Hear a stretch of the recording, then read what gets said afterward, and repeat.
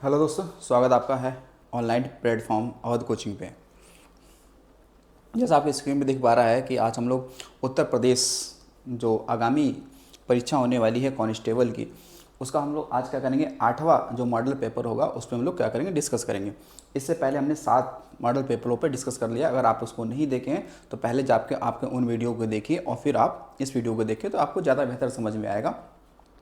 तो चलिए चलते हैं, आज का हम लोग देखते हैं पहला क्वेश्चन क्या है। तो आज हमारा पहला क्वेश्चन है कि शुद्ध जल का अधिकतम घनत्व किस तापमान पर होता है। 0 डिग्री सेंटीग्रेड पर, माइनस का 15 डिग्री सेंटीग्रेड पर, 4 डिग्री सेंटीग्रेड पर या 15 डिग्री सेंटीग्रेड पर।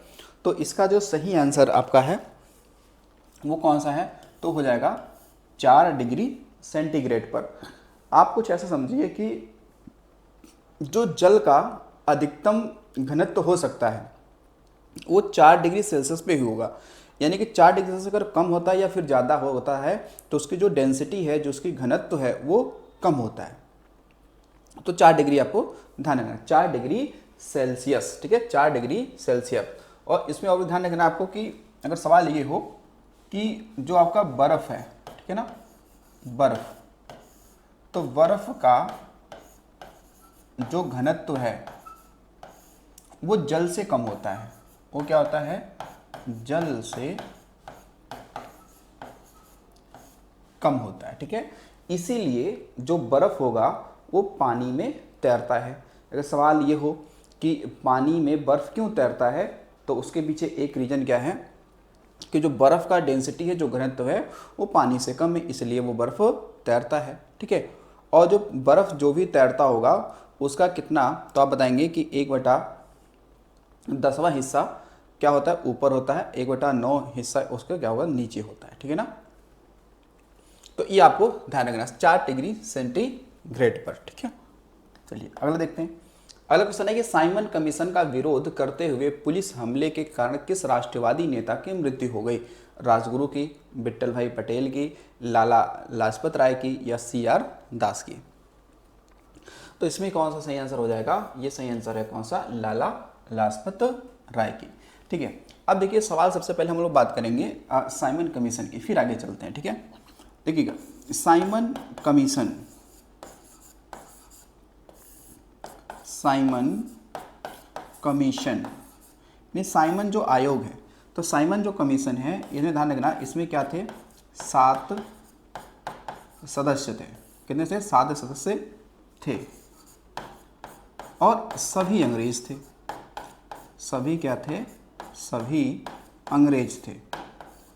सभी सदस्य कैसे थे, अंग्रेज थे, ठीक है। और ये जो साइमन कमीशन का अगर बात करते हैं तो इसका गठन कब हो रहा है, इसका गठन हो रहा है नवंबर 1927 में। कब हो रहा है, नवंबर 1927 में होता है। जबकि साइमन कमीशन भारत में आगमन कब होता है, इसका आगमन कब होता है, तो फरवरी मतलब 3 फरवरी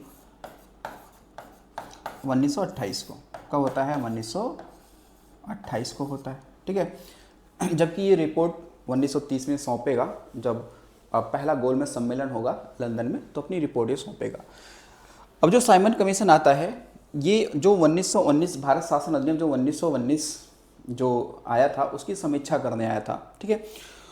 समीक्षा करने आया तो ठीक, लेकिन समीक्षा किसका करने आएगा, भारत की करने आएगा, लेकिन भारत की कोई सदस्य इसमें शामिल नहीं था, जबकि समीक्षा भारत की करनी थी। तो भारतीयों का विरोध बस इसलिए था कि इस साइमन कमीशन में भारतीय क्यों नहीं शामिल हैं। सारे सदस्य कहते हैं, सारे सदस्य कैसे हैं, अंग्रेज हैं, जबकि समीक्षा कहाँ होगी, भारत की होगी, ठीक है। तो साइमन कमीशन का क्या होगा, विरोध होगा। और विरोध जब होगा तो जहाँ जहाँ ये जाएगा वहाँ वहाँ पे इसका विरोध होगा। चाहे वो हमारे यूपी के लखनऊ में आए, अगर लखनऊ में आएगा तो जवाहरलाल नेहरू उसका विरोध करेंगे, मोतीलाल नेहरू विरोध उसका करेंगे, ठीक है। अगर ये दिल्ली में जाएगा तो दिल्ली में इसका विरोध होगा, है नहीं। ये पंजाब में जाएगा, पंजाब में इसका विरोध होगा, है नहीं। तो उसी विरोध में क्या हुआ कि जब ये साइमन कमीशन कहाँ पहुँचा, जब ये पहुँचेगा कहाँ पर, पंजाब वाले क्षेत्र में, ठीक है ना। पंजाब यानी कि लाहौर वाले क्षेत्र में जब पहुँचेगा तो वहाँ पे क्या होगा, लाला लाजपत राय के नेतृत्व में इसका विरोध होगा और साइमन गो बैक के नारे लगाए जाएंगे, ठीक है। लेकिन उसी में क्या होगा कि जो वहाँ का क्या होगा, आपका गवर्नर जो मतलब कह सकते हैं जो पंजाब वाले क्षेत्र का जो क्या होता है गवर्नर होता है, वो क्या करेगा, आदेश दे देगा, ठीक है, कि जो प्रदर्शनकारी हैं इन पे लाठीचार्ज किया जाए, ठीक है, उनको हटाया जाए, ठीक है। उसी लाठीचार्ज में क्या होता है, लाला लाजपत राय का क्या होता है, निधन हो जाता है, ठीक है, निधन हो जाता है। तो अब जब निधन हो जाता है तो एक संस्था है, उस संस्था का नाम है HSRA, इसका नाम है हिंदुस्तान सोशलिस्ट रिपब्लिक एसोसिएशन, ठीक है। इसकी स्थापना जो होती है ना वो 1928 में होती है। कहाँ पर होती है, तो दिल्ली में होती है। दिल्ली में जो फिरोज शाह कोटला मैदान है वहाँ पे इसकी स्थापना होती है। और स्थापना करेगा कौन, स्थापना करेगा कौन, तो चंद्रशेखर आज़ाद करेंगे, चंद्रशेखर आज़ाद स्थापना करेंगे, ठीक है। तो चंद्रशेखर आज़ाद, इसमें कई सारे सदस्य जुड़े होंगे जो सब क्रांतिकारी होंगे। सब कैसे होंगे, सब क्रांतिकारी होंगे, ठीक है, सभी क्या क्रांतिकारी होंगे। तो इसमें आपको 2-3 लोग मिलेंगे, जैसे कि भगत सिंह है, ठीक है, राजगुरु हैं, ठीक है, सुखदेव हैं, ठीक है ना। ये लोग क्या करेंगे, और चंद्रशेखर आज़ाद, ये सब प्लान बनाएंगे किसको मारने का, तो ये जो वहाँ का व्यक्ति होगा उसको मारने का प्लान बनाएंगे, ठीक है ना। और मार भी देते हैं। बाद में इन लोगों को लाहौर षड्यंत्र केस में इनको फांसी की सज़ा भी दी जाती है, ठीक है। तो ये ध्यान रखिएगा, लाला लाजपत राय, जो लाला लाजपत राय हैं इनको भी ध्यान रखना कि ये जो PNB बैंक है ना हमारा, PNB बैंक, इसके ये क्या रहे हैं, इसके ये संस्थापक भी हैं। जो पंजाब नेशनल बैंक है इसके क्या रहे हैं, संस्थापक भी रहे हैं, ठीक है, ध्यान रखिए ना। चलिए अब आते हैं हम लोग अगला क्वेश्चन पे। अगला क्वेश्चन है कि शुष्क हवा सांता आना कहाँ बहती है, साइबेरिया में, अर्जेंटीना में, स्विट्जरलैंड में या कैलिफोर्निया में। तो ये देखो शुष्क हवा है, ठीक है ना, कैसी है, शुष्क हवा है।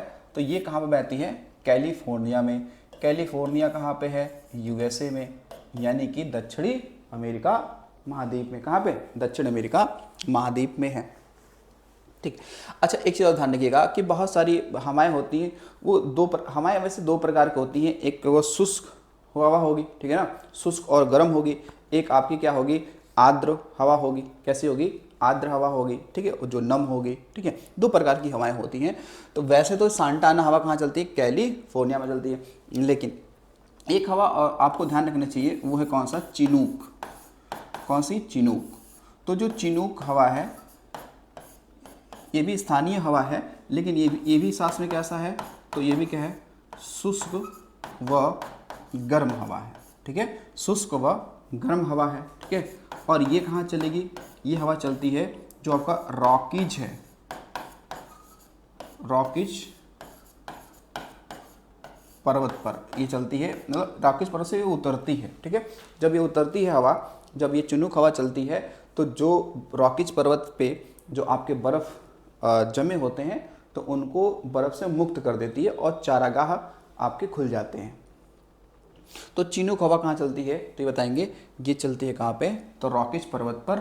यानी रॉकीज पर्वत का मतलब हो गया कि ये चलेगी कहाँ पर, अमेरिका वाले क्षेत्र में। कहाँ पर, अमेरिका वाले क्षेत्र में। कहाँ चलेगी, अमेरिका वाले क्षेत्र में चलती है, ठीक है। तो ये ध्यान रखना, चिनूक हवा, ठीक है।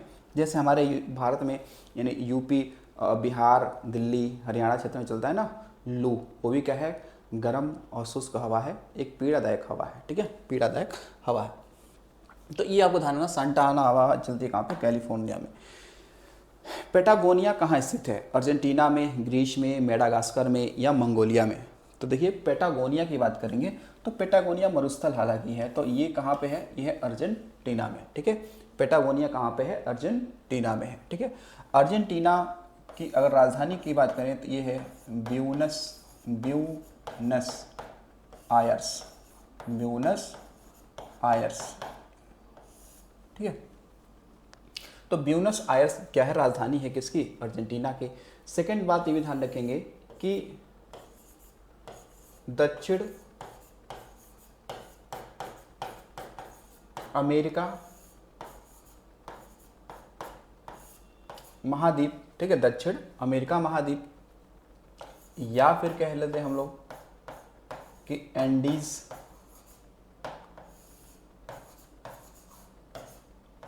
पर्वत,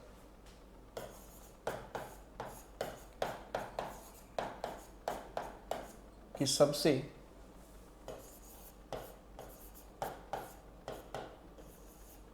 ऊंची चोटी की बात करते हैं तो एकांका गुआ, ठीक है, एकांका गुआ यहीं पे है, ठीक है ना, अर्जेंटीना में ही है, ठीक है, अर्जेंटीना में ही है, ठीक है। तो ये भी ध्यान रखना होगा। पेटागोनिया का एक मरुस्थल है, भी ध्यान रखना। एंडीज जो पर्वत श्रृंखला है ये दुनिया की क्या सबसे लंबी पर्वत श्रृंखला है, ठीक है, काफ़ी ज़्यादा लंबी है, लगभग 7,000 किलोमीटर के आसपास में ये लंबी है, ठीक है, 7,000 किलोमीटर के आसपास में क्या है ये लंबी है।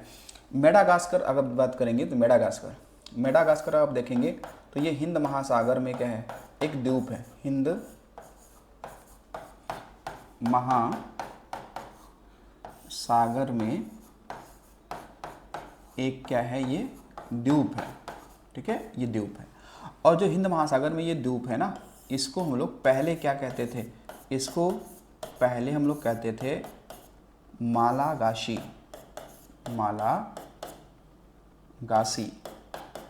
तो मालागासी इसे पहले द्वीप कहते थे, जो हिंद महासागर में है और अफ्रीका महाद्वीप में ये पड़ेगा, ठीक है ना, अफ्रीका महाद्वीप में पड़ेगा। तो ये चीज़ आपको ध्यान रखनी है, ठीक है। चलो अगला क्वेश्चन हम लोग देखते हैं। अगला क्वेश्चन है कि मुक्त भारत समाज की स्थापना किसने की थी? मुक्त भारत समाज की स्थापना किसने की थी? गोपाल कृष्ण गोखले, सी राजगोपालाचारी, वीर सावरकर, अरोड़ा आशफ अली, ठीक है। तो मुक्त भारत समाज की स्थापना किया था जिन्हें वीर सावरकर ने, किसने किया था? वीर सावरकर ने किया था। ध्यान रखना, मुक्त भारत समाज की स्थापना किसने किया था? वीर सावरकर ने ही किया था, ठीक है ना, वीर सावरकर ने किया था। अब वीर सावरकर से कुछ संबंधित बातें बहुत इंपॉर्टेंट हैं। तो वीर सावरकर ने क्या किया कि इन्होंने 1909 में, कब? 1909 में इन्होंने जो 1857 की क्रांति हुई ना, उसमें इन्होंने एक पुस्तक लिखी थी, the Indian war of independence 80, ठीक है, 57, ये इन्होंने एक पुस्तक लिखी थी, ठीक है। इन्होंने क्या लिखा था 1909 में? इन्होंने क्या लिखा था? इन्होंने पुस्तक लिखी थी इंडियन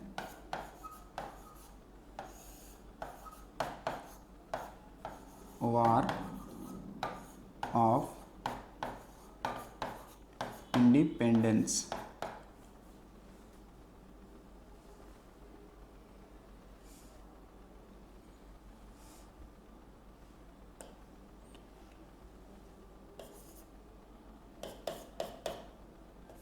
ठीक है।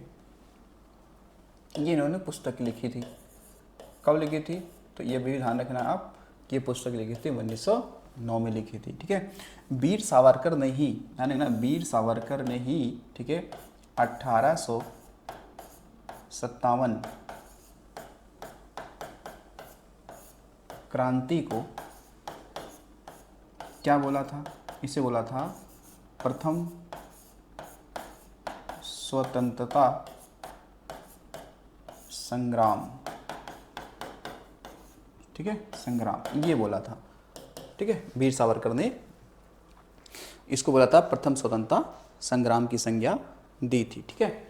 अब देखो अरुणा आसफ अली की बात करें तो ये जो हमारा क्या बना था, अंतरिम सरकार में क्या बना था, ठीक है, जो जब देश आज़ाद हो गया, स्वतंत्र हो गया, तो उसके बाद में 1947 में जो मंत्रिमंडल बनी थी, तो उस मंत्रिमंडल में ये क्या थे? रेलवे मंत्री बनाए गए थे। क्या बनाए गए थे? ये रेलवे मंत्री बनाए गए थे, ठीक है ना।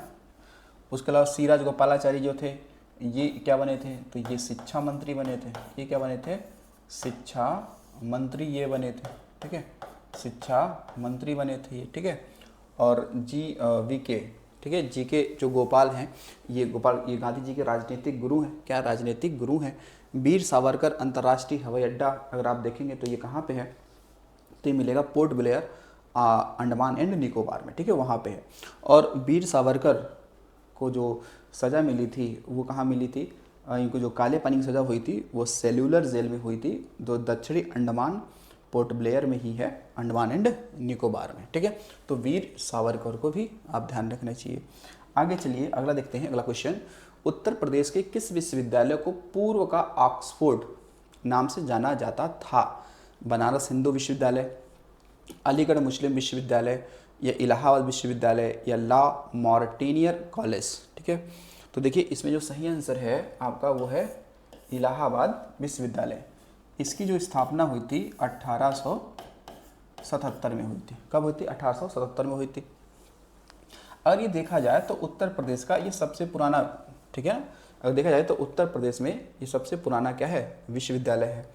इसको ध्यान रखेंगे कि इसको क्या हुआ कि 2005 में, कब? 2005 में इसको दर्जा किसका मिल गया?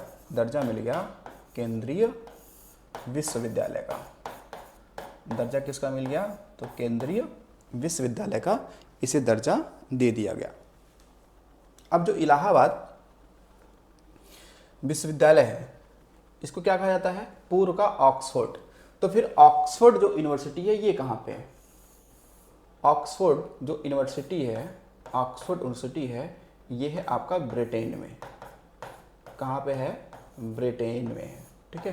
कहाँ है? ब्रिटेन में। तो ऑक्सफोर्ड जो विश्वविद्यालय है ये ब्रिटेन में है, ठीक है। तो उसी के तर्ज पर बनाया गया था, इसलिए नाम रख दिया गया इलाहाबाद विश्वविद्यालय को हम लोग कहते हैं पूर्व का ऑक्सफोर्ड, क्योंकि लंदन के पूर्व में ही तो है भारत, इसलिए बोल दिया इलाहाबाद विश्वविद्यालय को पूर्व का ऑक्सफोर्ड कहा जाता है। उसके अलावा कुछ और भी हमारे पे यहाँ पे यूनिवर्सिटियाँ हैं, उनको देख लेते हैं। देखो बनारस हिंदू विश्वविद्यालय की जो स्थापना होती है ये होती है 1916 में। कब होती है? 1916 में, यानी बसंत पंचमी के दिन मदन मोहन मालवीय, ठीक है ना, ने इसकी क्या कहते हैं? स्थापना किया था, ठीक है ना। किसके द्वारा ये हुआ था? तो ये हुआ था मदन मोहन मालवीय द्वारा बीएचयू की स्थापना हुआ था। किसका हुआ था? बीएचयू की स्थापना हुआ था, ठीक है, 1916 में। और इसी के उद्घाटन में जब गांधी जी पहुँचे, इसके उद्घाटन में गांधी जी पहुँचे तो इन्होंने पहला जन भाषण किया था। अगर आ जाए कि महात्मा गांधी ने पहला जन भाषण कहाँ दिया, तो ये बनारस में दिया, ठीक है। जब इसकी उद्घाटन हो रहा था उस समय दिया था। तो पहला जन भाषण जनता के बीच में भाषण कब दिया था? 1916 में दिया था, बनारस हिंदू विश्वविद्यालय के उद्घाटन में, ठीक है। तो इसका उद्घाटन जब होता है, कब होता है? बसंत पंचमी के दिन होता है, ठीक है। बसंत पंचमी के दिन होता है बनारस हिंदू विश्वविद्यालय की स्थापना। अच्छा, अलीगढ़ मुस्लिम विश्वविद्यालय की स्थापना कर दे। अच्छा, जो बनारस हिंदू विश्वविद्यालय है ना, इसको पहले क्या कहा जाता था? ध्यान रखना, इसको पहले यानी कि 1898 में जो एनी बेसेंट हैं, कौन? एनी बेसेंट, इन्होंने क्या बनाया था? इन्होंने बनारस हिंदू कॉलेज के रूप में स्थापित किया था। लेकिन आगे चलकर इसे मदन मोहन मालवीय ने 1916 में यूनिवर्सिटी के रूप में दर्जा इसको दिलवाया, ठीक है। अब जो अलीगढ़ मुस्लिम यूनिवर्सिटी है इसकी स्थापना कब हुआ था? 1920 में, जिसे हम लोग कहते हैं अलीगढ़ मुस्लिम यूनिवर्सिटी, AMU भी कहते हैं इसको, ठीक है। लॉ मॉर्टिनियर कॉलेज, ये तो लखनऊ में है। ये कहाँ पे है? ये लखनऊ में है, ठीक है, लखनऊ में है, लड़कियों का एक कॉलेज है। आगे देखिएगा, निम्नलिखित में से कौन सा संगठन भारत के सभी जिलों के लिए ग्रामीण उधार योजनाएं तैयार करता है? कहाँ पर? सभी जिलों के लिए ग्रामीण, ठीक है। किसका? देखो ये लगा ग्रामीण उधार योजनाएं तैयार करता है। क्या सिडबी करता है? क्या नाबार्ड करता है? क्या SBI करता है? कि RBI करता है, ठीक है। तो इसमें जो सही आंसर है वो है कौन सा? नाबार्ड। कौन सा है? नाबार्ड। कौन करेगा? नाबार्ड करेगा, ठीक है, नाबार्ड करेगा। तो अब नाबार्ड के बारे में हम लोग थोड़ा सा समझ लेते हैं। नाबार्ड एक बैंक है। कैसी बैंक है? कृषि बैंक है, ठीक है। तो यहाँ पे ध्यान रखेंगे कि हम लोग बात करते हैं किसके बारे में?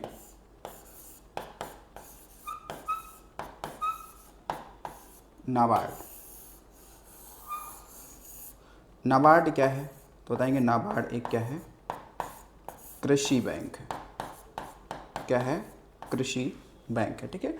तो ये जो बैंक होती हैं, बैंकों को ये ऋण देती है। बैंक को क्या करती है? ये ऋण देती है। अब जो वाणिज्यिक बैंक हैं वो किसानों को ऋण देती है, ठीक है। तो अब देखिए नाबार्ड का फुल फॉर्म क्या होता है भाई, नाबार्ड का फुल फॉर्म क्या है, नाबार्ड का है national bank for agriculture and rural development. Full form क्या है, इसे हम लोग कहते हैं national bank for agriculture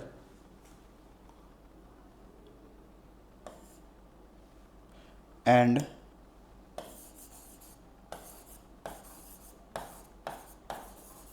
rural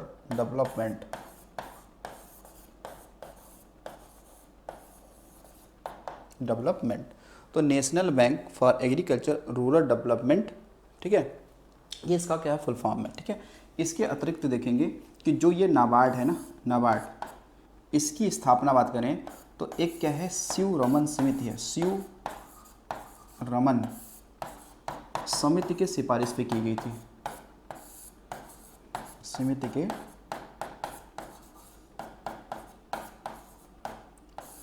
सिफारिश पर इसकी स्थापना की गई थी। कब की गई थी, तो ये की गई थी 12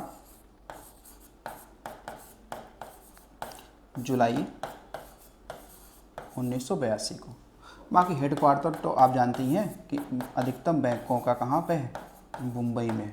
कहाँ पे है, मुंबई में, लेकिन कुछ बैंकों का अलग है। अब जो नाबार्ड है, नाबार्ड ने ही क्या किया था कि 1998 में इसने शुरू किया था, क्या इसने शुरू किया था, किसान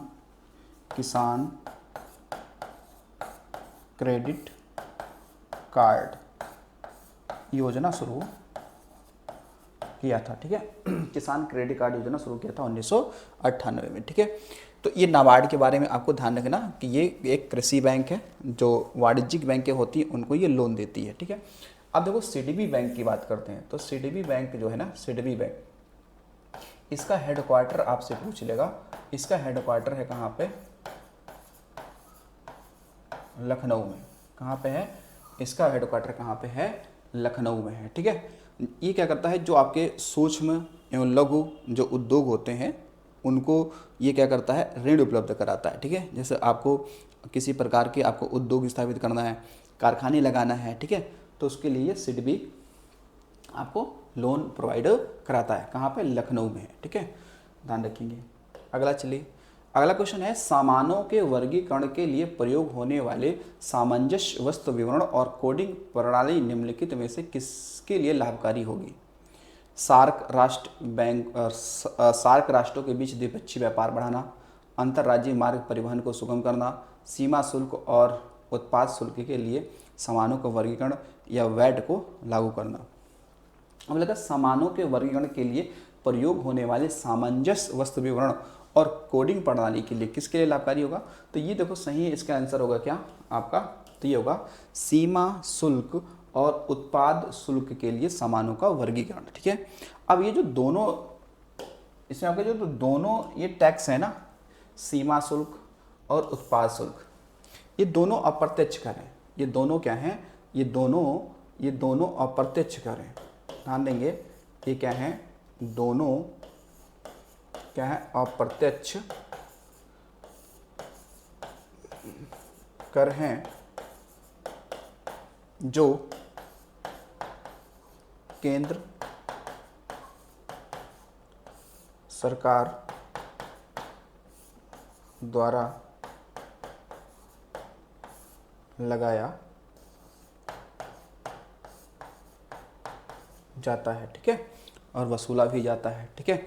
वैट जो है ना, वैल्यू एडेड टैक्स, देखो वैट क्या है, ये वैट है, वैट को हम लोग कहते हैं वैल्यू एडेड टैक्स।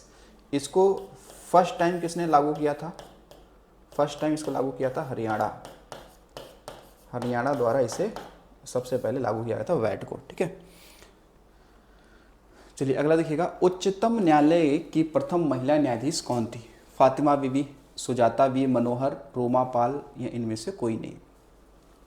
तो ये कौन है, तो फातिमा बीबी। कौन है, फातिमा बीबी। तो ये फातिमा बीबी रह चुकी है क्या, उच्चतम न्यायालय की पहली महिला न्यायाधीश, और अभी तक कोई प्रथम महिला मुख्य न्यायाधीश नहीं रही है। इन्हें CGI, कोई भी महिला CGI नहीं बनी है, यानी चीफ इलेक्शन कमीशन, सॉरी, जो आपके चीफ जस्टिस ऑफ इंडिया कोई नहीं बना अभी महिलाओं के रूप में, ठीक है। लेकिन एक बात और भी ध्यान रखना, एक महिला है कौन, जिनका नाम है क्या, लीला सेठ। क्या है, लीला सेठ। तो लीला सेठ जो हैं, इनका ध्यान रखना कि ये क्या है कि किसी हाई कोर्ट की बात करें, किसी हाई कोर्ट की ये क्या है, प्रथम महिला न्यायाधीश है। प्रथम क्या है, महिला न्यायाधीश ये रही हैं, ठीक है ना। कहाँ पर रही हैं, ठीक है, तो वो किसी का मतलब क्या हो गया, मतलब हिमाचल प्रदेश, ठीक है ना। कहाँ पे, तो हिमाचल प्रदेश। तो हिमाचल प्रदेश का जो हाई कोर्ट है वहाँ पर ये नियुक्त हुई थी, ठीक है, पहले, ठीक है।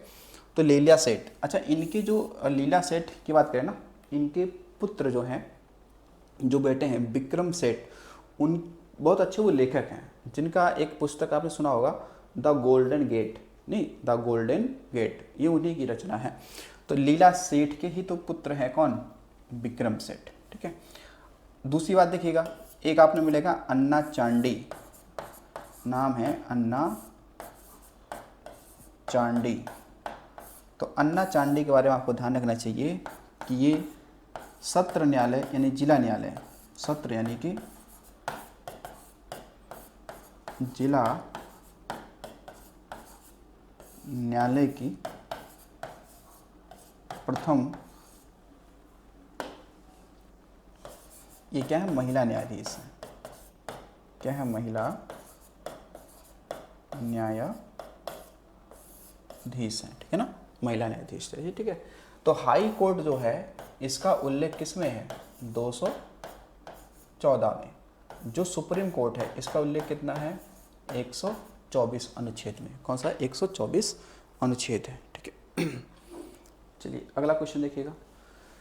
अगला क्वेश्चन है, यूरोप का प्रमुख मछुआही क्षेत्र डॉगर बैंक कहाँ स्थित है, ठीक है, डॉगर बैंक। देखो हम लोग क्या है ना, वैसे जियोग्राफी की भाषा में बैंक का मतलब कुछ और होता है, ठीक है। अब वाणिज्य इकोनॉमिक के क्षेत्र में बैंक का मतलब आप जानती है। देखो बैंक क्या होता है ना, महासागरों, अच्छा इनके ऑप्शन देख लीजिए, बाल्टिक सागर में, इंग्लिश चैनल में, उत्तरी सागर में या नॉर्वे सागर में। तो ये उत्तरी सागर में है। कहाँ पे है, उत्तरी सागर में है।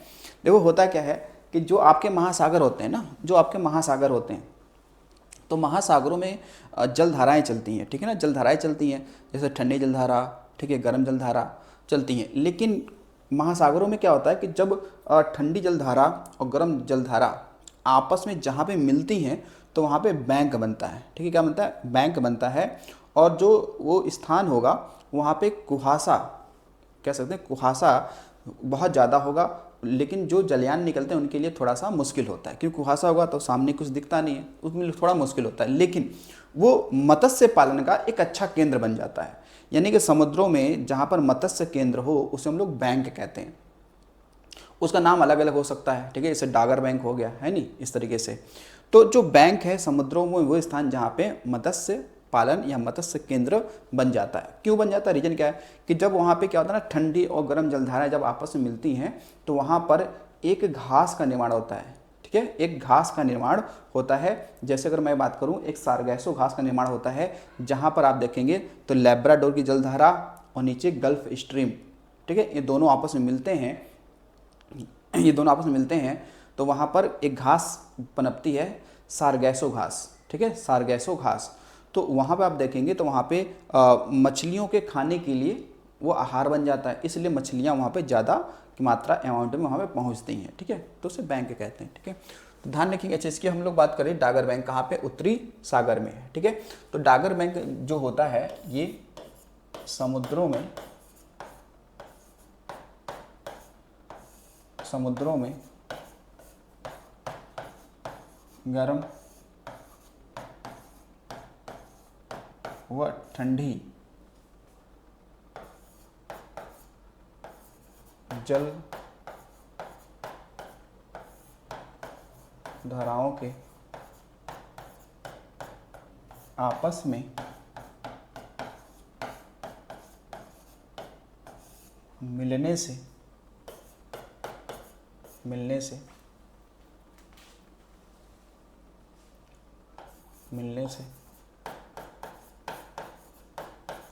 मछलियों के आहार के रूप में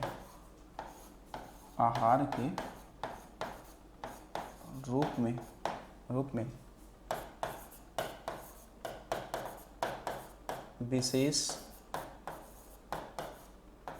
प्रकार की वनस्पति पनपती है या विकसित होती है, पनपती है होती है, जिसके कारण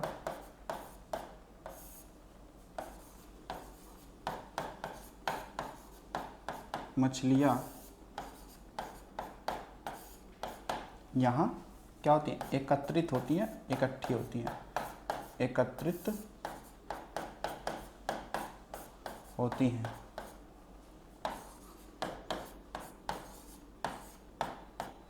जो मत्स्य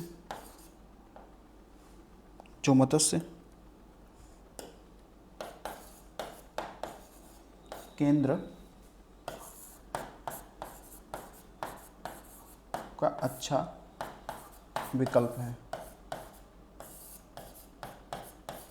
ठीक है, तो ये आप समझ गए होंगे कि मतलब क्यों, क्या रीजन है इसको, ये बैंक क्या है। ठीक है ना, जैसे मैंने आपसे बता ही दिया कि ऊपर से एक आपकी जलधारा आती है। ठीक है, ऊपर से एक जलधारा आती है, इसका नाम है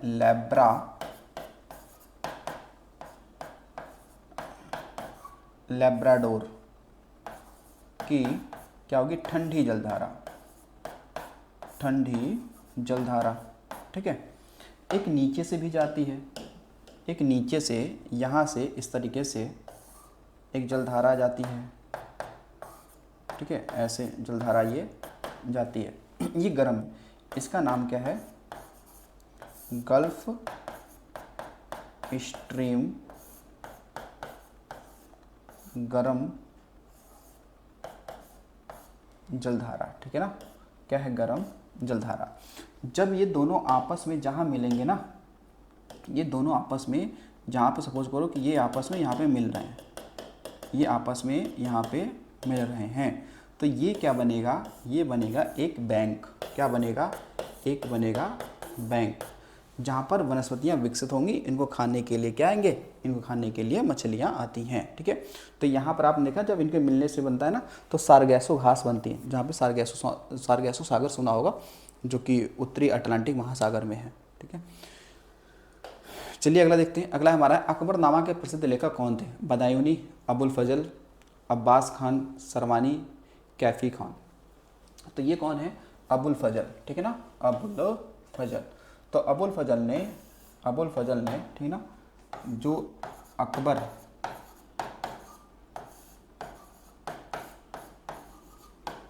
की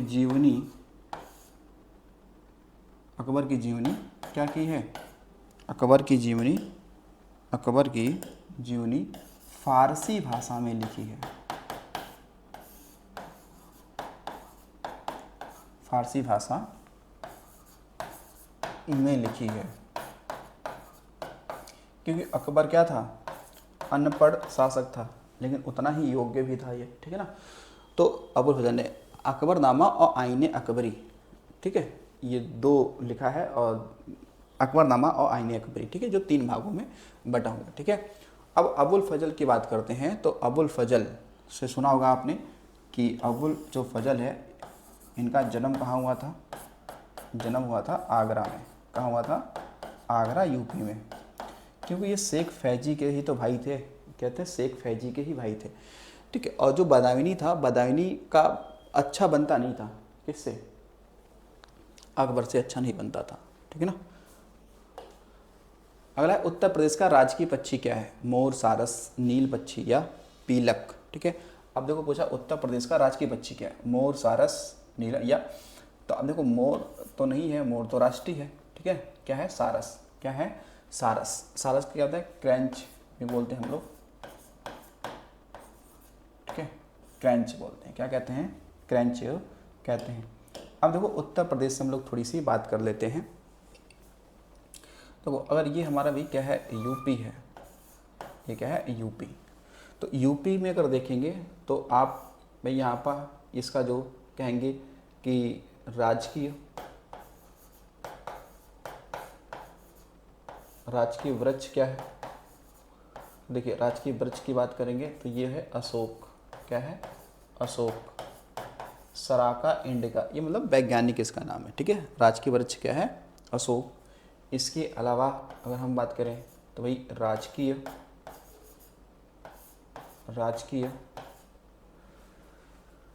आपका पशु क्या है? पशु की बात करेंगे तो राजकीय पशु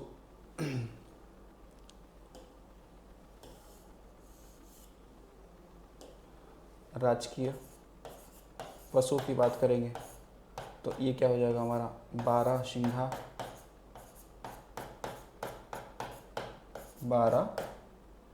हो जाएगा, ठीक है।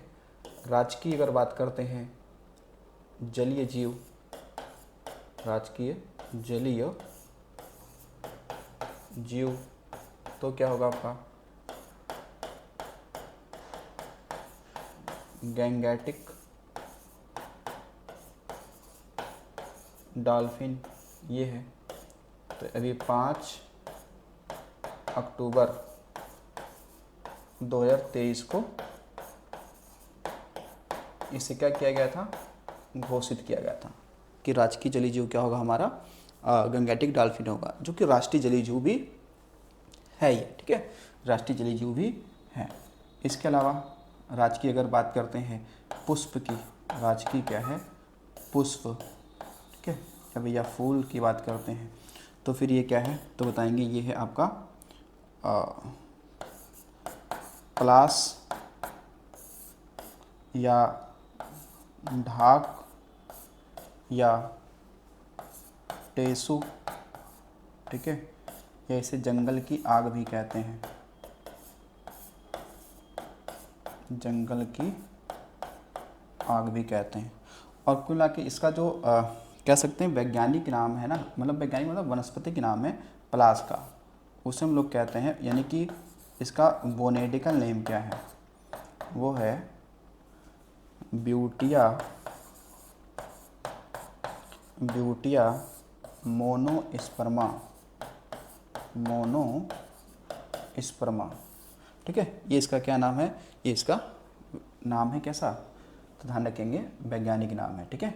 तो प्लास जो है ना, प्लास यूपी का राजकीय पुष्प तो है ही है, लेकिन यूपी के साथ साथ में ये झारखंड का भी है, ठीक है, ध्यान रखना। यूपी के साथ साथ में क्या है? झारखंड का भी है, ठीक है, झारखंड का भी ये है। अब राजकीय अगर हम बात करते हैं कि जो आपका चिन्ह है ना, आपका चिन्ह है वो क्या है? राजकीय चिन्ह या प्रतीक देखो क्या है, ठीक है। तो भाई जब आप वर्दी पहनोगे ना, तो ये राजकीय चिन्ह तो लगा होगा ना, कि नहीं लगा होगा? देखिएगा चिन्ह, तो इसमें क्या है आप देखेंगे तो इसमें राजकीय चिन्ह में क्या है? 2 मछली हैं, देखो यहाँ पे, यानी कि एक क्या है? एक तो है व्रत, एक सर्कल है, एक 2 मछली हैं, और उसमें क्या है? एक आपका क्या है?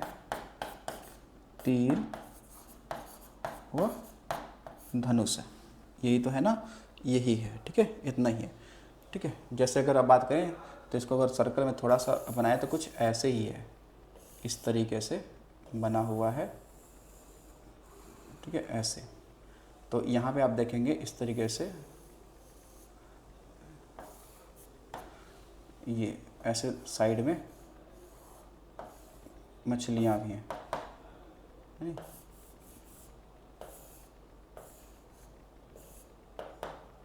ये ऐसी मछलियाँ हैं, ऐसे बना है ना, कुछ इसी तरीके से बना है। अब ये नहीं पता कि मछली किस प्रजाति का है, ठीक है, किस प्रजाति का है, ठीक है, चीता या कुछ चीतल करके ऐसे मछली की प्रजाति है, ठीक है। चलो तो ये आपको ध्यान रखिएगा कि राजकीय रूपों में क्या है, ठीक है।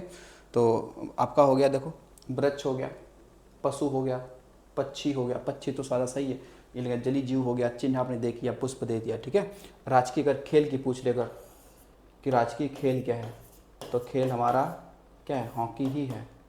क्या है, राजकीय खेल हमारा हॉकी है।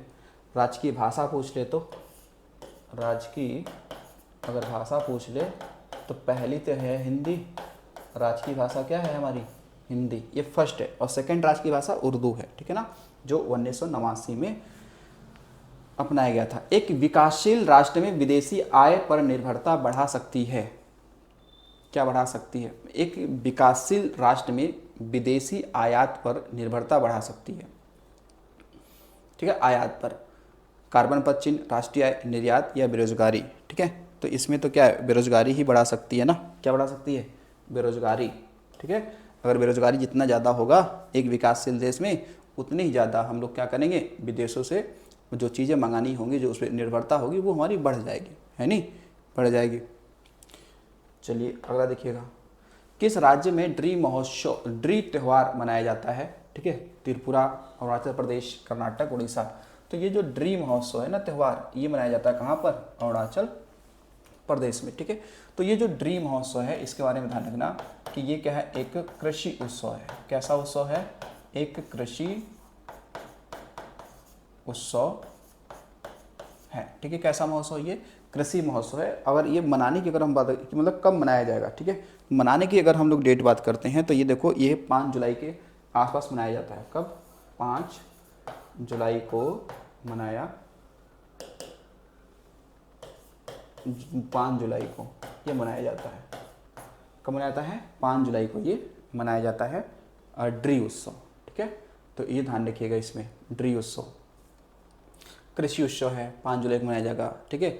और इसमें ये होती है कि मतलब फसल अच्छी हो, ठीक है। ये इसमें क्यों कृषि उत्सव है, जैसे इसमें कामना की जाती है कि फसल कैसी हो, फसल भाई अच्छी हो, इसलिए इसको मनाया जाता है, ठीक है।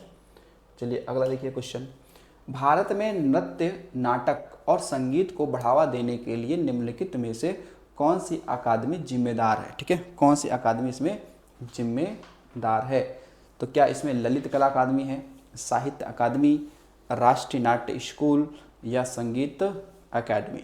तो देखो इसमें जो जिम्मेदार है ना आपके लिए, वो कौन सी है, तो संगीत अकादमी, ठीक है, संगीत अकादमी। ये क्या है, ये इसके लिए क्या है, जिम्मेदार हो जाती है, ठीक है। तो जो संगीत नाटक अकादमी है, इसकी स्थापना की है कहाँ पे, ये वैसे है तो नई दिल्ली में।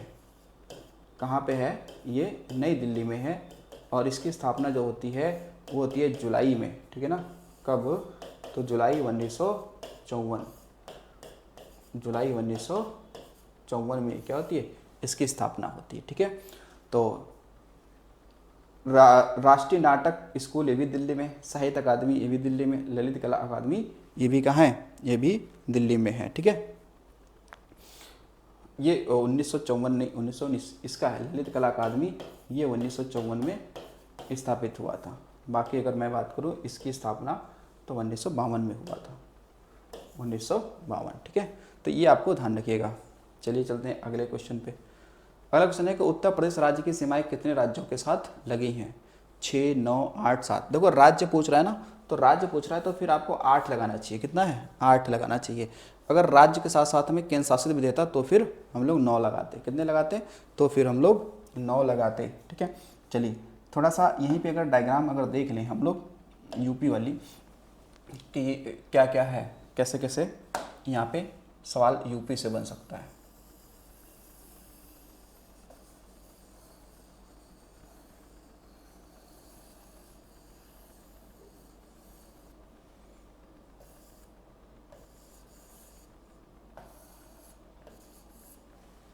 तो ये देखो उत्तर प्रदेश का ऐसे मतलब छोटा सा एक मैंने मैप बनाया, ठीक है ना।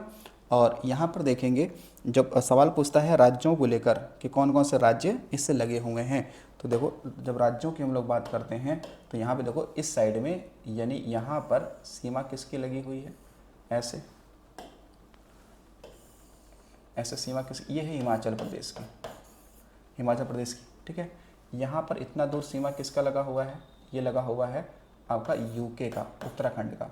7 जिले हैं उत्तराखंड, तो यूपी के 7 जिले से लगाते हैं उत्तराखंड से। फिर यहाँ पे देखिए, यहाँ पे आपका है कौन सा, नेपाल अंतर्राष्ट्रीय वाला कितने लगाते हैं, तो ये भी लगाते हैं 7। कितने लगाते हैं 7। उसके बाद में यहाँ से इतना देखिएगा, ये है आपका बिहार। कौन सा है, बिहार।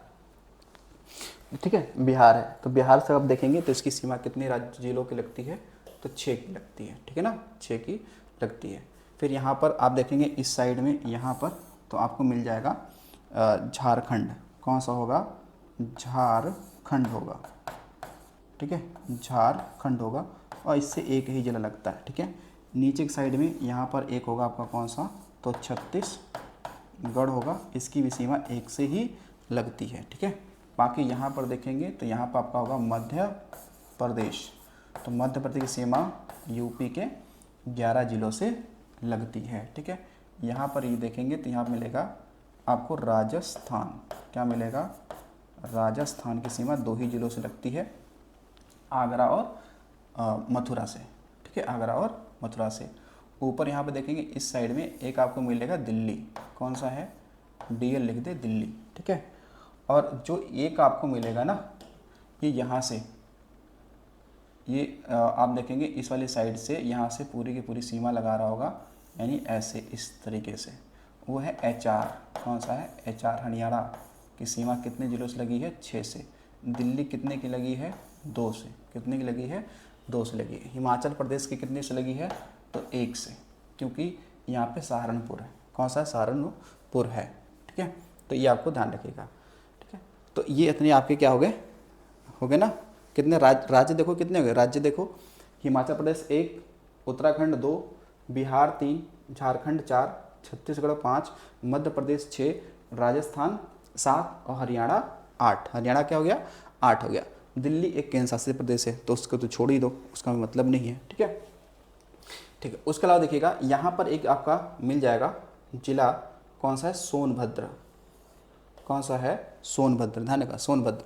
तो सोनभद्र भारत का एकमात्र ऐसा जिला है जो 4 राज्यों से अपनी सीमा लगाता है। कितने, 4 राज्यों से। किससे, बिहार से भी, झारखंड से भी, छत्तीसगढ़ से भी और मध्य प्रदेश से भी लगाता है। ठीक है, किससे लगाता है, मध्य प्रदेश से भी लगाता है। ठीक है, आपको ध्यान रखना है। ठीक है, तो ये आपको ध्यान रखना है, विशेष बात। ठीक है, उसके बाद नेपाल से जो 7 जिले लगे हैं ना, ये कौन कौन से हैं, तो इनके अगर देखेंगे तो यहाँ पे मैं यहीं पे बस ऐसे जस्ट बना देता हूँ। देखो यहाँ पे आपका है सबसे पहले है पीलीभीत। तो पीलीभीत की सीमा नेपाल और उत्तराखंड दोनों से लगा हुआ है। ठीक है, तो कौन सा है, पीलीभीत। तो हमने यहाँ पे पी देखो लिखा है। ठीक है, दिख रहा है कि नहीं दिख रहा है, देखो दूसरा कलर ले लेते हैं इसमें। यहाँ पे कौन सा आपका पीलीभीत है।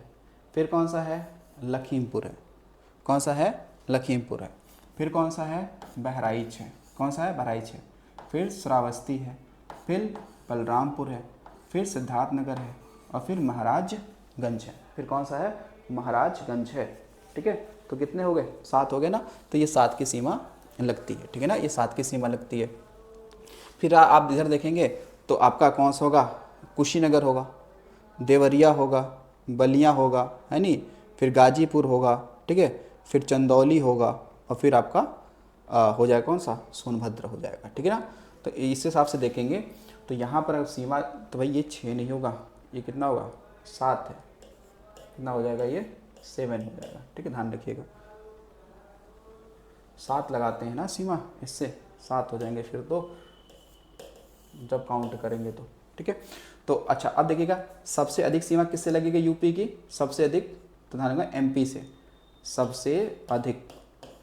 तो सबसे अधिक सीमा यूपी के किससे लगती है, किस जिले से सबसे अधिक, तो बताएंगे सबसे अधिक लगता है MP से।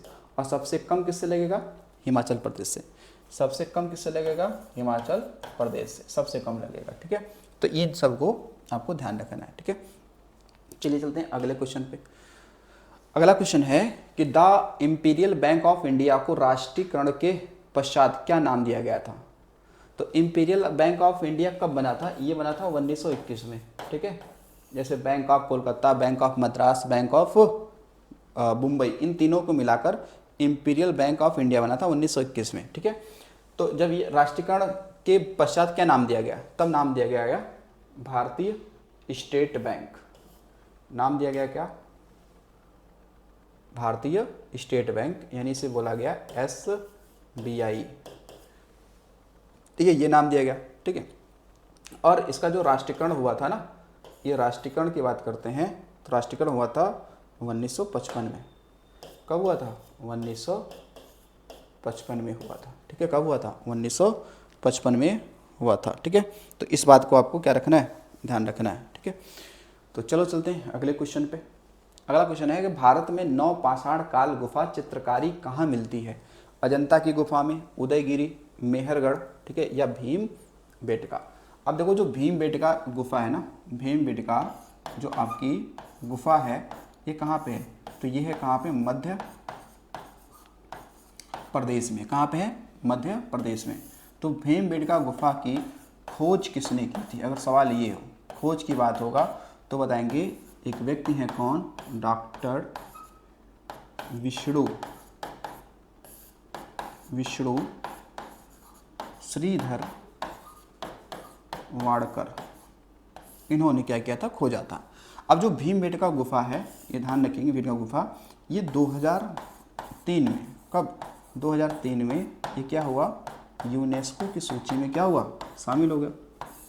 यूनेस्को साइट क्या हो गया? घोषित हो गया और शामिल हो गया। ठीक, इसमें ध्यान रखना, शामिल हो गया। अब जो भीमबेटका गुफा है ना, इस पर मतलब अंदर आप जाएंगे तो बहुत ही अच्छी क्या हुई है? इस पर चित्रकारी हुई है। ठीक है ना, क्या हुई? चित्रकारी है। ये शैलाश्रय है। ठीक है ना, तो बहुत अच्छी चित्रकारी इसके अंदर हुई है, इस गुफा के अंदर। ठीक है, मेहरगढ़ तो बढ़ता है पाकिस्तान में। ठीक है, अजंता की गुफाएं कहाँ पे हैं? ये महाराष्ट्र में। कहाँ पे है? महाराष्ट्र में है। ठीक है, चलो अगला क्वेश्चन देखते हैं हम लोग। अगला क्वेश्चन है कि लखनऊ महोत्सव प्रतिवर्ष कब मनाया जाता है? मार्च, अप्रैल में, अप्रैल मई में, अक्टूबर नवंबर में, या नवंबर दिसंबर में।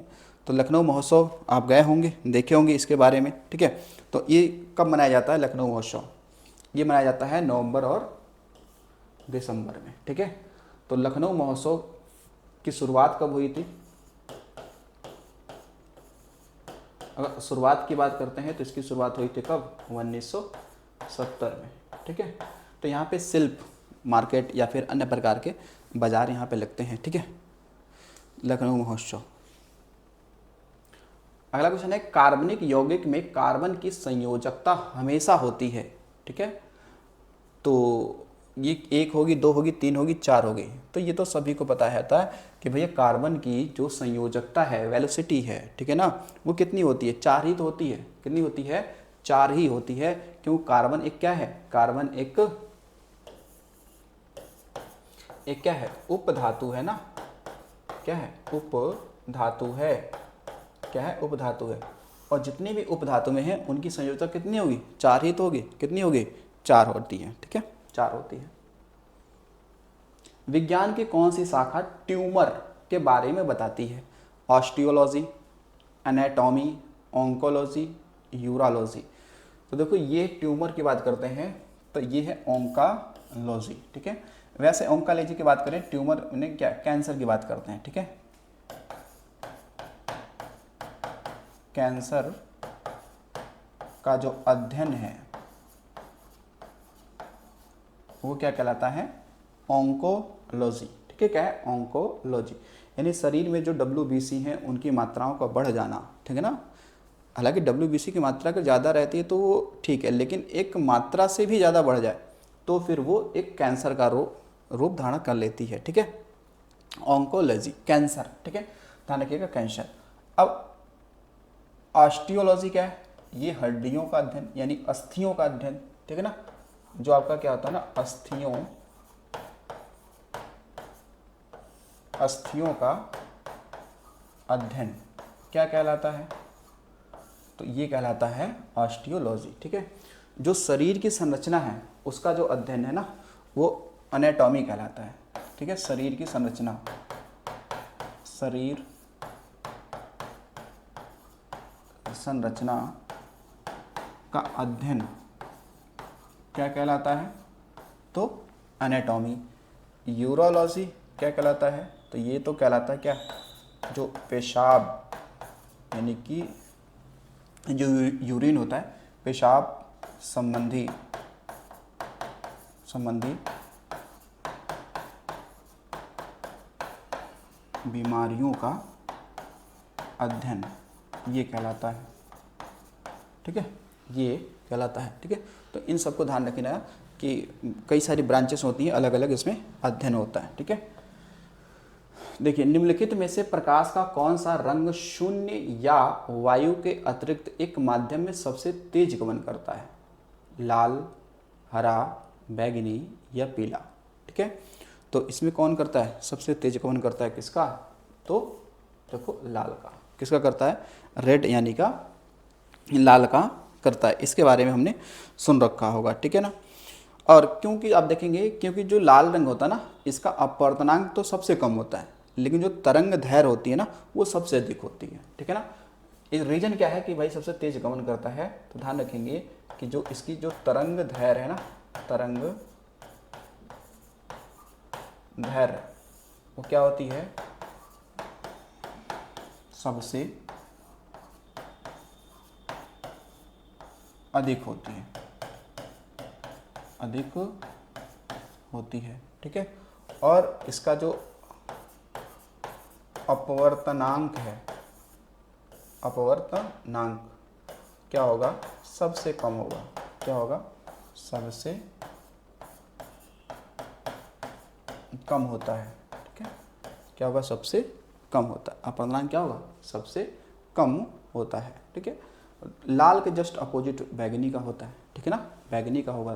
ठीक है, तो ये आपको ध्यान रखना है। ठीक है, आपने पढ़ रखा होगा। ठीक है, इंद्रधनुष के बारे में। ठीक है ना, इंद्रधनुष में कितने कलर होते हैं? इंद्रधनुष में आप देखेंगे टोटल कितने? तो 7 कलर होते हैं। सबसे ऊपर कौन होता है? बैंगनी होता है। सबसे नीचे क्या होता है? आपने देखा रेड होता होगा। ठीक है, आपने पढ़ा होगा इस तरीके से।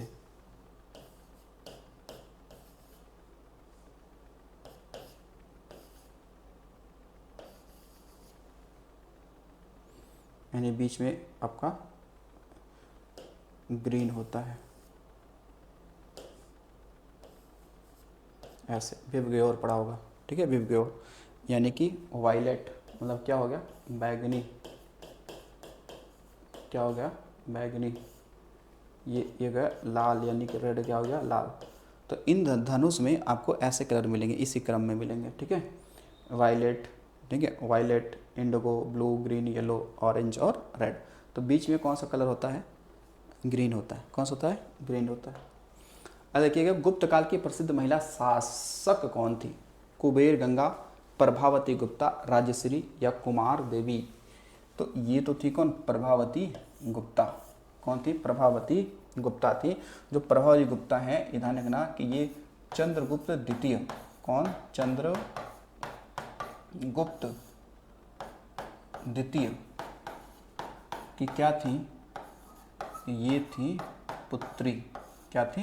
चंद्रगुप्त द्वितीय की क्या थी? ये थी पुत्री। ठीक है, उसके अलावा जो प्रभावती गुप्ता है, ये ध्यान रखना कि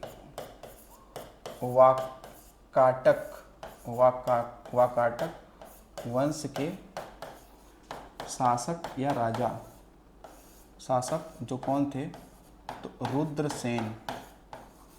रुद्रसेन द्वितीय की ये क्या थी?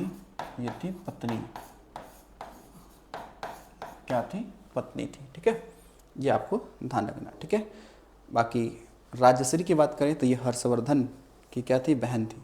ठीक है, अगला देखिएगा, कौन सी नदी पूर्वी चीन सागर में बहती है? मेकांग, पर्ल, गंगा या यांगसे?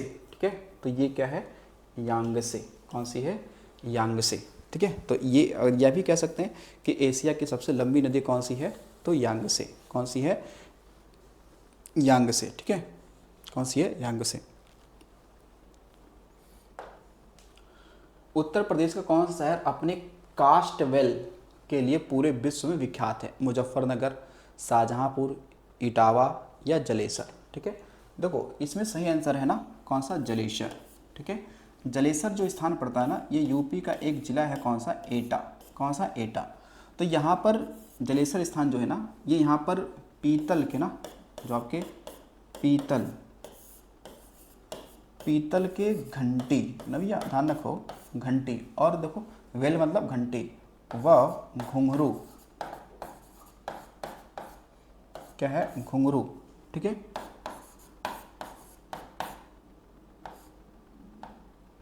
घुंघरू निर्मित किए जाते हैं, निर्मित किए जाते हैं, और बड़ी फेमस है ये जगह है, ठीक है। तो पीतल के, ध्यान रखो कि पीतल पूछना ना, पीतल के घंटी और घुंघरू के लिए कौन सा जिला फेमस है, तो एटा फेमस है, जलेसर स्थान, ठीक है। लेकिन इसके अतिरिक्त और भी आपको 2-3 बातें ध्यान रखनी चाहिए। अगर सवाल आ जाए कि भाई पीतल के बर्तन की अगर बात करें, पीतल के अगर बर्तन की बात करते हैं, तो पीतल के बर्तन के लिए, पीतल के बर्तन के लिए कौन सा जिला फेमस है, तो बताएंगे मुरादाबाद, मुरादाबाद बताएंगे, ठीक है। लेकिन पीतल के, ध्यान रखना, पीतल के अगर मूर्तियों के लिए, पीतल के मूर्तियों के लिए अगर पूछे, तो पीतल के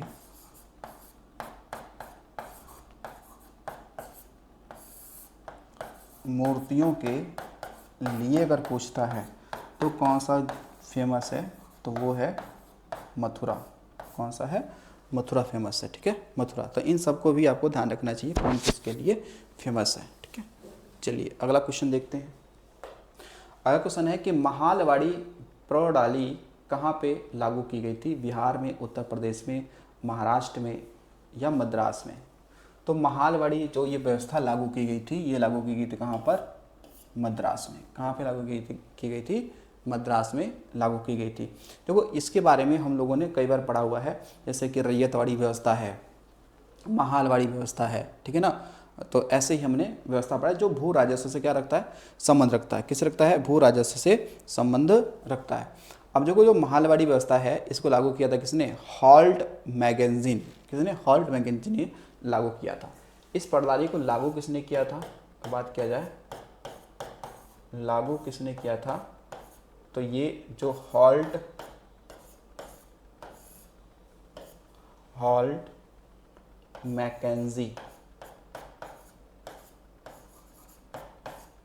हॉल्ट मैकेंजी द्वारा लागू हुआ कब, 1822 में। कब हुआ, 1822 में ये लागू हुआ। जो कि टोटल जो ब्रिटिश जितनी भी भूमि थी, ठीक है, ब्रिटिश भूमि जितनी भी थी उसका लगभग 23% भूभाग पे ये लागू था, ठीक है ना। ये कितना था, ध्यान रखना, तो ये जो आपका ब्रिटिश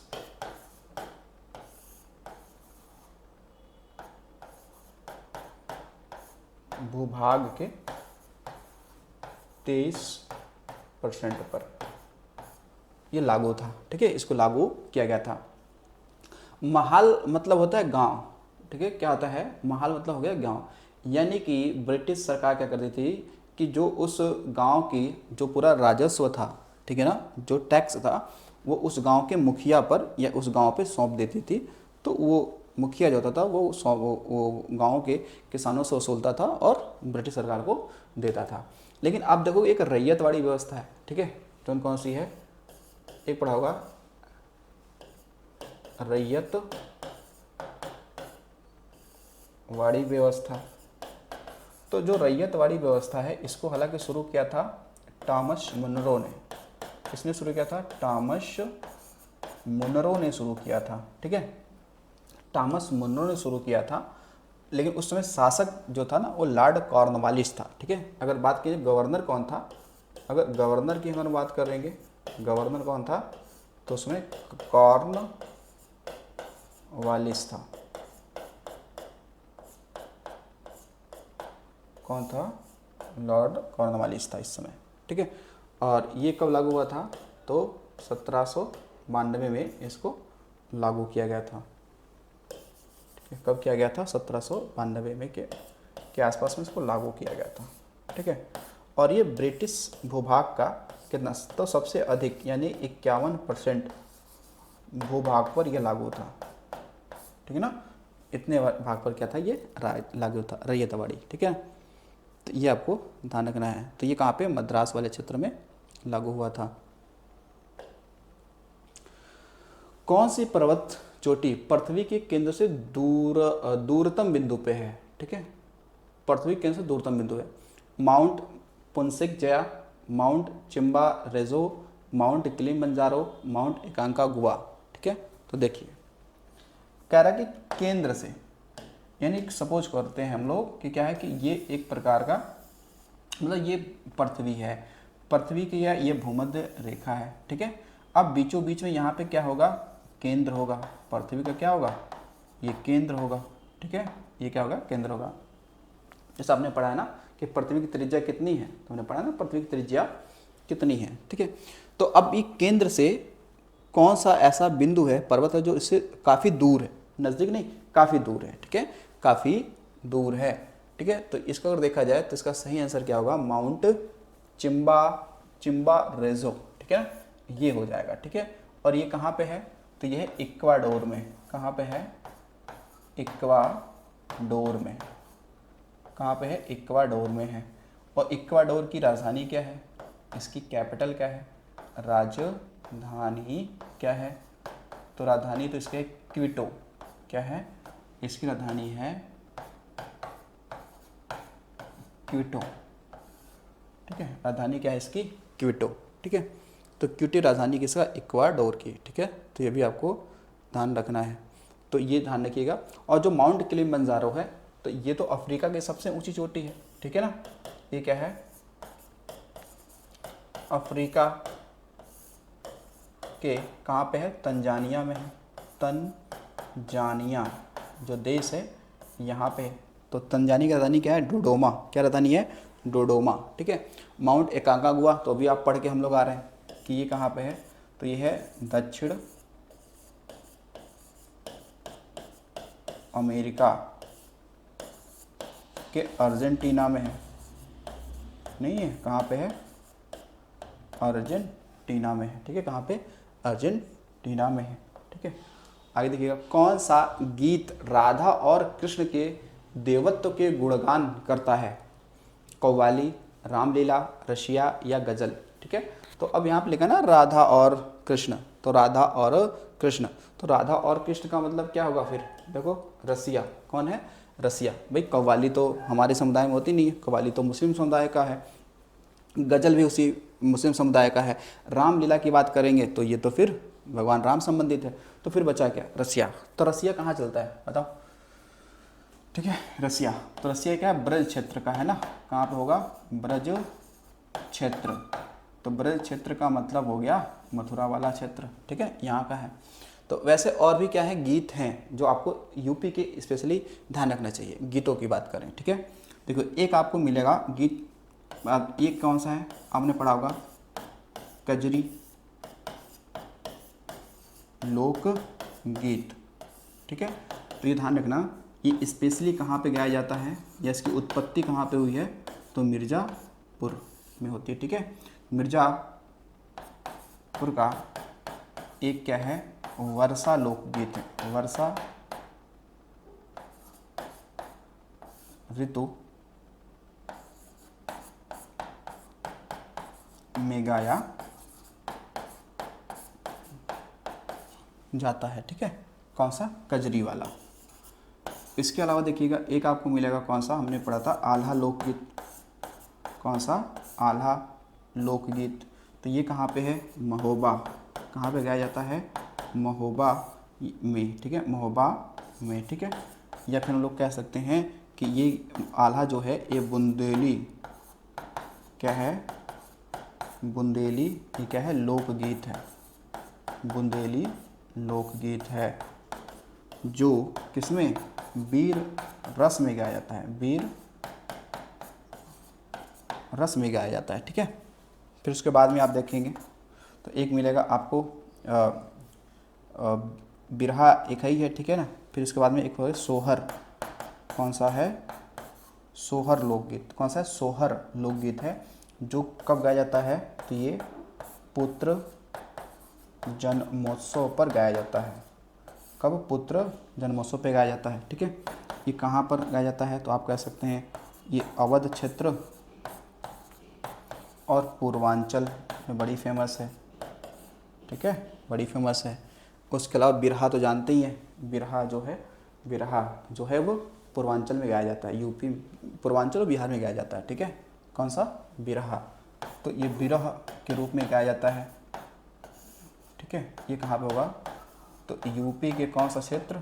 पूर्वांचल। और कहाँ पर? ये बिहार। कहाँ पर? बिहार वाले क्षेत्र में। कहाँ पे? बिहार वाले क्षेत्र में। बाकी और सारे बधाई भी लोकगीत है। कौन सा है? बधाई लोकगीत है, ठीक है। लावनी भी लोकगीत है जो पश्चिमी यूपी में गाया जाता है। कहाँ पे? पश्चिमी यूपी में। आगे देखिएगा, चौरी चौरा की घटना जिसके कारण गांधी को असहयोग आंदोलन बंद करना पड़ा, किस जिले में घटित हुई थी? तो जिला तो है कौन सा? गोरखपुर। कौन सा है? गोरखपुर। तो अब यहाँ पे देखो, चौरी चौरा घटना जो हो रही है, चौरी चौरा जो घटना है, ये घटना कब हुआ? तो ये घटना होगा कब? तो 5 फरवरी 1922 को हुआ, ठीक है। आंदोलन वापस कब लिया गया? आंदोलन जो है ये 12 फरवरी 1922 को वापस लिया गया, ठीक है। वापस ले लिया गया, ठीक है। गांधी जी ने इसको वापस ले लिया क्योंकि इसमें हिंसा भड़क गई थी, ठीक है। हिंसा हो गई थी।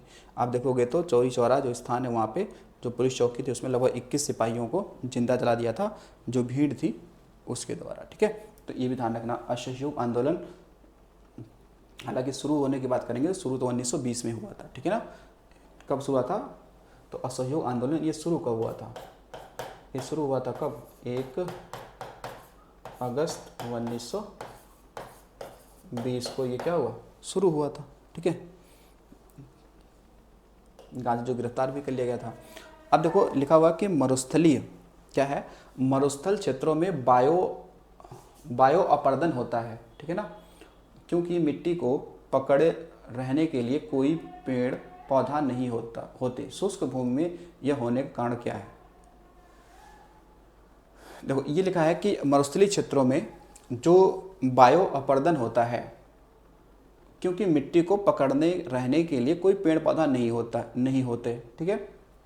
ठीक है, तो ठीक है, मतलब मरुस्थलीय क्षेत्रों में कोई पेड़ पौधे ज़्यादा नहीं होते हैं, तो इसलिए वहाँ पे हम लोग, ठीक है, वहाँ पे बायो अपरदन होता है, ठीक है ना। वहाँ पे मिट्टी का कटाव होता है क्योंकि कोई भी वहाँ पे पेड़ पौधा अधिकतम नहीं है जो मिट्टी को पकड़े रहे ताकि अपरदन ना हो। लेकिन ये कह रहा है कि जो शुष्क भूमियों में यह होने का कारण क्या है? भाई जो शुष्क भूमियाँ हैं वहाँ पे मर्दा जो बायो अपरदन है वो क्यों होता है? क्या अति चराई से, क्या वन आग से, या वनारोपण से, ठीक है। तो देखो इनमें से कोई तो छोड़ दो, ये तो होगा नहीं। वन रोपण से अपरदन होने का मतलब ही नहीं है। वन रोपण से तो अपरदन रुकता है नहीं। फिर लगा वन आग से, है नहीं, वो शुष्क भूमि की बात कर रहा है, ये वन की बात कर रहा है। तो वन में आग लगने से अपरदन, तो मान लो ठीक है वन खत्म होंगे अपरदन होगा, लेकिन वो शुष्क भूमि थोड़ी ना होगा वन क्षेत्र। तो फिर ऑप्शन क्या बचा? अति चराई से। क्या होगा? अति चराई से। जो शुष्क भूमियों में, जो शुष्क भूमियाँ जो है ना आपकी, जो शुष्क भूमियाँ हैं वहाँ पे अपरदन का एक रीजन क्या है? अति चराई, ठीक है ना। अति चराई, जब अति चराई हो जाएगा तो जो आपके वनस्पतियाँ होती हैं, जो घास होते हैं, जो दूब होते हैं, वो फिर मिट्टी को जकड़े रहते हैं ना। जब उनको चराई कर लिया जाएगा, जब उसे पशु चरेगा, जाहिर सी बात है उसकी जड़ें हिलेंगी, ठीक है ना। तो मिट्टी जो कसी रहेगी, जो संगठित होगी, वो क्या हो जाएगी? उथली हो जाएगी, ठीक है। तो वो अपरदन शुरू हो जाता है। तो अति चराई ध्यान रखिएगा। अब आते हैं कुछ करंट अफेयर के क्वेश्चन होंगे, उनको हम लोग देखने वाले हैं। क्वेश्चन नंबर देखिए 31 आपका मिलेगा कि हाल ही में जारी विश्वविद्यालय रैंकिंग 2024 के संबंध में निम्नलिखित में से कथनों पर विचार कीजिए। पहला कथन क्या है? World university ranking 2024 time higher education द्वारा जारी रिपोर्ट का 20वां संस्करण है, ठीक है। तो क्या ये सही है? तो हाँ ये सही है, यानी कि 20वां ही तो था। चलो ठीक है, पहला सही हो गया। फिर कह रहा है कि स्टैनफोर्ड यूनिवर्सिटी ने इस रैंकिंग में सर्वोच्च रैंक हासिल की है, इसके बाद मैसाचुसेट्स इंस्टीट्यूट ऑफ टेक्नोलॉजी और ऑक्सफोर्ड यूनिवर्सिटी हैं, ठीक है। क्या ये सही है? नहीं, ये सही नहीं है, ठीक है, ये सही नहीं है। सूची में 91 भारतीय संस्थानों के साथ भारत अब विश्वविद्यालय रैंकिंग में चौथा सबसे अच्छा प्रतिनिधित्व करने वाला देश है। ठीक है, तो हाँ ये भी क्या है, ये भी सही है, यानी 1 और 3 सही है, तो इसलिए क्या हो जाएगा 1 और 3, यानी कि तीसरा वाला ये आपका सही हो जाएगा। ठीक है, तो ये हमारे कुछ कहते हैं करंट अफेयर के क्वेश्चन आपके पास दिख रहे हैं। ठीक है, चलो देखते हैं अगला क्वेश्चन हमारा क्या है, ये भी करंट अफेयर का ही है। निम्नलिखित कथनों पर विचार कीजिए। 19वें एशियाई खेल वर्ष 2023 में 23 सितंबर से 8 अक्टूबर तक चीन के हांगझाऊ में आयोजित किया गया था। तो हाँ ये बात तो सही है, चीन के हांगझाऊ में किया गया था और ये 2023 में 19वां था भी। ठीक है, भारत ने 19वें एशियाई खेलों में 28 स्वर्ण पदक, 38 रजत, 41 कांस्य सहित कुल 107 पदक जीते थे। ठीक है, तो हाँ ये भी सही है, 107 जीते थे। एशियाई खेल 2023 में रैंकिंग में जापान 2001 स्वर्ण पदक के साथ पहले स्थान पर बना हुआ था। नहीं भाई ये नहीं सही है, ये नहीं सही है, तो 1 और 2, 1 और 2 है नहीं, चीन भाई, चीन ही आ गया था एशिया में। तो अगला है कि निम्नलिखित में से कौन सी पुस्तक अपने लेखक से सुलभित नहीं है। अच्छा ठीक है भाई, सही नहीं है। तो भारतीय राष्ट्रीय कांग्रेस का इतिहास, देखो भारतीय राष्ट्रीय कांग्रेस का इतिहास पट्टाभी सीतारामैया ने लिखा है क्या? हाँ भाई इन्होंने ही लिखा है, इन्होंने ही लिखा है। तो चलो ठीक है, ये तो सही है ना, सुलभित नहीं है वो बताना है। ठीक है, फिर कह रहा है कि पाथेडॉबी रविंद्रनाथ टैगोर की है। ठीक है, चलो आगे देख लेते हैं, शायद समझ में ना आता है। Poverty and un British rule of India, ये दादा भाई नॉलेज, ये तो कितनी बार आपको समझ में आना चाहिए, ये तो सवाल आता ही आता रहता है, बहुत ही फेमस क्वेश्चन है ये कि poverty un British rule of India. ये दादा भाई नौरोजी की पुस्तक है जो 1901 में आई थी, है नहीं, 1901 में आई थी। इसी पुस्तक में बताया था कि भारत से कैसे धन बाहर जा रहा था, है नहीं, भारत से धन कैसे बाहर जा रहा है, यानी कि धन बहिर्गमन का सिद्धांत बताया था इन्होंने। ठीक है, ठीक है, ये भी सही है। History of Hindu chemistry Prafulla Chandra Ray की है। ठीक है, हाँ ये भी है, ये भी है, हाँ ये भी ठीक है, ये भी है। लेकिन पाथेर जो डाबी है ना, ये रविन्द्रनाथ टैगोर की नहीं है भाई। रविन्द्रनाथ टैगोर की पुस्तकें आप देखेंगे तो जैसे कि गीतांजलि है नहीं, पोस्ट ऑफिस है, हंगरी स्टोन है, गार्डनर है, गोरा है, चंडालिका है, ये सारी पुस्तकें हैं ना। तो ये पाथेर डाबी तो नहीं है। तो अगर ये नहीं है तो फिर देखो यही वाला क्या हो जाएगा, सही हो जाएगा। ठीक है, ये सुलभित नहीं है क्योंकि पाथेर डाबी जो है ना, ये पुस्तक है किसकी? तो पाथेर डाबी जो ये पुस्तक है, ये है शरत चंद्र चट्टोपाध्याय की। ये किसकी है? ये है शरत चंद्र चट्टोपाध्याय की है। और आपको पता है कि शरत चंद्र चट्टोपाध्याय की एक पुस्तक और भी है बड़ी फेमस भैया, वो है कौन सी? देवदास। कौन सी है? देवदास। तो एक पुस्तक इनकी ये भी है देवदास, बड़ी फेमस पुस्तक है देवदास। ठीक है, पाथेर डाबी ठीक है, इन्हीं की हो गई। अब अगला क्वेश्चन देखिएगा, निम्नलिखित कथनों पर ध्यानपूर्वक पढ़िए और उत्तर दीजिए। टाइम पत्रिका के अनुसार एसएस राजामौली को 2023 के शीर्ष पायनियर्स में नामित किया गया है और शाहरुख खान को 2023 के शीर्ष आइकन्स में नामित किया गया। हाँ तो ये तो चर्चा में था भी कुछ दिन पहले कि शाहरुख खान जो ये आपकी टाइम्स पत्रिका है उसके आइकन्स में नामित हुए हैं। ठीक है, तो ये वाली बात तो सही है, पहली वाली बात तो सही है। ठीक है, पहली वाली बात सही है। तो अब देखो केवल एक कथन, अभी ये देखो मिला सकते हैं, कह रहा है 1 2 असत्य हैं, नहीं, केवल 2 सत्य है, नहीं, जब पहला है तो कैसे हो जाएगा? अब केवल एक भी हो सकता है और केवल 1 और 2 दोनों हो सकते हैं। दूसरा कह रहा है कि टाइम्स पत्रिका की 100 सबसे प्रभावशाली लोगों की सूची को 6 प्रमुख श्रेणियों में विभाजित किया गया है: leader, Titan, pioneers, artist, icon और इनोवेटर। ठीक है, तो कह रहा है 6 प्रमुख श्रेणियों में क्या है, विभाजित किया गया है। तो यानी कि 6 तो हैं, कौन सी हैं? 6 तो प्रमुख हैं, तो इसलिए क्या हो जाएगा, 1 और 2 दोनों सही हो जाएगा, 1 और 2 दोनों सही हो जाएगा।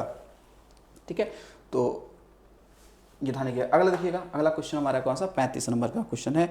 इसमें क्या लिखा हुआ है कि विकसित भारत @2047 युवाओं की आवाज़ का शुभारंभ कब किया गया था? ठीक है, विकसित भारत @2047 युवाओं की आवाज़ का शुभारंभ कब किया गया था? 11 दिसंबर 2023, 19 दिसंबर 2023, 2 अक्टूबर 2023 या 25 सितंबर 2023? तो ये क्या है आपका? 25 सितंबर 2023 को इसको क्या किया गया है? शुरू किया गया है। अगला देखो, अगला क्वेश्चन है कि स्पेक्स 2023 पहल किसके द्वारा शुरू किया गया है? WHO यानी विश्व स्वास्थ्य संगठन, यूनिसेफ, नासा या इसरो। तो ये शुरू किया किसके द्वारा? स्पेक्स तो शुरू किया गया है किसके द्वारा? WHO द्वारा, ठीक है। WHO की स्थापना कब होती है बताएंगे? 7 अप्रैल 1948। मुख्यालय कहाँ पे है इसका, यानी हेड क्वार्टर कहाँ पे है इसका? तो हेड क्वार्टर इसका हम बता सकते हैं, ये है जिनेवा में। कहाँ पे है? जिनेवा में, यानी कि स्विट्जरलैंड में है, ठीक है। यूनिसेफ का मुख्यालय कहाँ पे है? यूनिसेफ, ठीक है, यूनिसेफ का मुख्यालय कहाँ पे है? तो ये है न्यूयॉर्क में है, यानी USA में है, ठीक है। इसरो का मुख्यालय कहाँ पे है? बेंगलुरु में है। कहाँ पे है? बेंगलुरु में है, यानी कि कर्नाटक में है। स्थापना कब हुआ इसरो का? 1969 में। अगला है देखो, समाचार पत्रों की सुर्खियों में रहा फग्रा डल्स फजाल, ठीक है। फग्रा डल्स फजाल ज्वालामुखी किस देश में स्थित है? फिलीपींस में, इंडोनेशिया में, मलेशिया में, आइसलैंड में। तो इसका संबंध किससे है? देखो इसका संबंध है आइसलैंड से। आइसलैंड की राजधानी क्या है? इसकी राजधानी है रेक्वाजिया।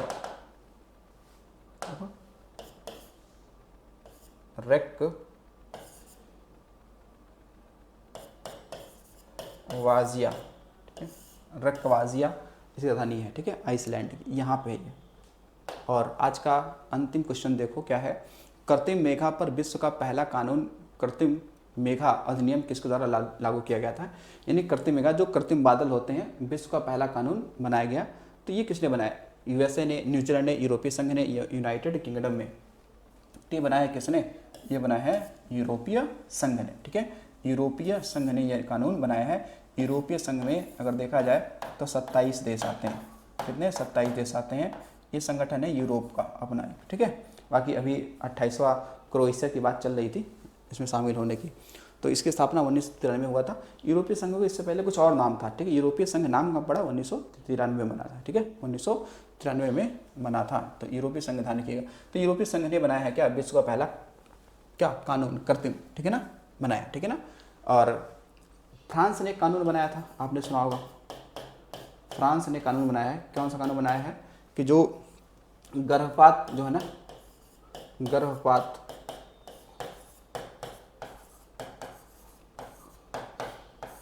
को कानूनी, या फिर सकते हैं कि जो गर्भपात को संवैधानिक मंजूरी दे दी है, संवैधानिक मंजूरी दे दी है, ठीक है।